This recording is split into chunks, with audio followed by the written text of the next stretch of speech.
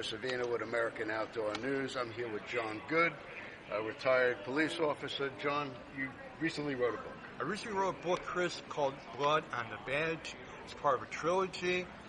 It's a great sell. It's a Navy SEAL, retired, winds up going to a little suburban police department outside of Illinois, and all of a sudden some of his fellow officers start dying one by one. Is these based on real-life occurrences? It's about 50% of the book is actual incidents I took place in. The other 50%, Chris, is all fiction, but really, really down to earth and getting a lot of great reviews. Okay. Now, where can we buy your book? Book's available on Amazon. It's also available in two different versions, obviously. It's available on Amazon. Mm-hmm. It's also available in the Kindle version. But the more and more people I come in contact with, Chris, tell me they just love having that hard copy in their hands and be able to read it and follow along. Now, let me ask you this. You were based outside of Chicago. I was. Now, if a police officer is actually allowed to do their job, would we see a decline in gun violence? Absolutely. Our police department was under the jurisdiction of Cook County State Attorney's Office, and there's been a lot of different comments about cases that were either not handled properly, Chris, or we didn't get the charges that we thought we appropriately would get. And we just add a quick point to it. You know, with all those years on, I went to a lot of different training classes, especially on criminal law. And the instructor would talk about, you know, charges you could file for if an officer is hit or injured. And I would raise my hand, and the instructor would go, "Oh, guy in the back." "Yeah, that's me." "What's up?" "Instructor, we're from Cook County, Illinois." And he'd go, "Okay, put your hand down."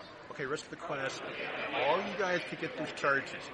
These guys from Cook County, Illinois, they're never going to get those charges. Unless they're shot, hurt badly, then they make an aggravated felony or a battery charge or something like that." Now, I know, you know, our current administration is dead set on a federal assault weapons ban. In Chicago, what are a bulk of the shootings done with? They're done with every possible weapon you could possibly think of. Everything and anything.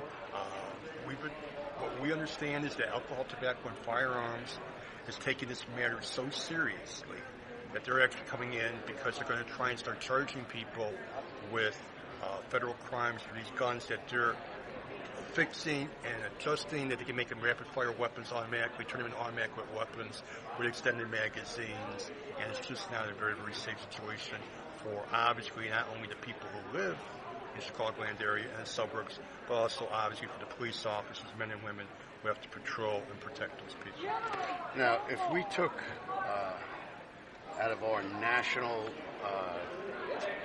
statistics, shooting statistics, if we took Chicago out of that equation, how much does that drop?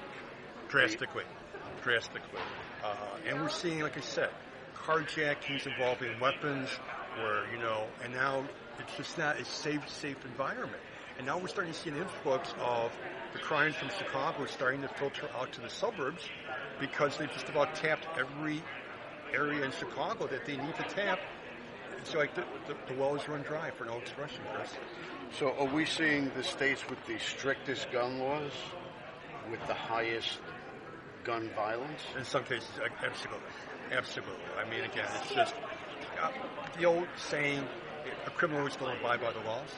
They don't abide by any kind of rules or regulations. If they want to get a gun, they'll get a gun. As a sidebar, I was teaching since 1990 to 2022 at 3 different community colleges, and each school, during the course, I would ask the students, if you need to get a gun, and don't be cute with this, if you need to get a weapon, could you get one? And 90% of my students raised their hand and said, "Mr. Good, we know a guy who knows a guy who can get us a gun if we had to." And it's I'm easy. serious weapons. Not just a little 38 or 22. A serious weapons they needed to. So if we had a federal open carry, what would that do to the crime statistics? There's 94%. I was in a class here today or yesterday where someone was talking about it, that 94% of law enforcement, police, everyone, federal, state, locals, support people who get a carry, conceal, or open carry, one or the other, and are able to carry a weapon is a proven deterrent. There's no doubt about it. And we're all for it. I agree. I couldn't agree with you more. Thank you, my friend. Well, again, I appreciate you taking the time to speak to us today. I thank you for having me on. I appreciate it. And again, where can we find your book? You can find my book again on Amazon. Again, it's John G.O.O.D. Good, author of Blood on the Badge. And hopefully we can do this again in 2024 for Blood on the Coffin. Available again on Amazon, 2 different versions, hard copy or Kindle. And thank you for having me on, my friend. Appreciate your time. Stay safe. Thanks again. Thank you.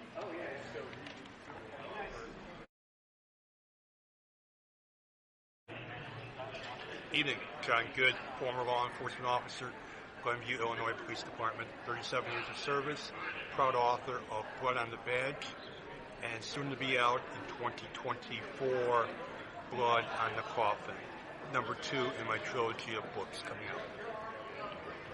Now, normally, I do the intro. Okay, I'm sorry. This is my interview. I'm sorry.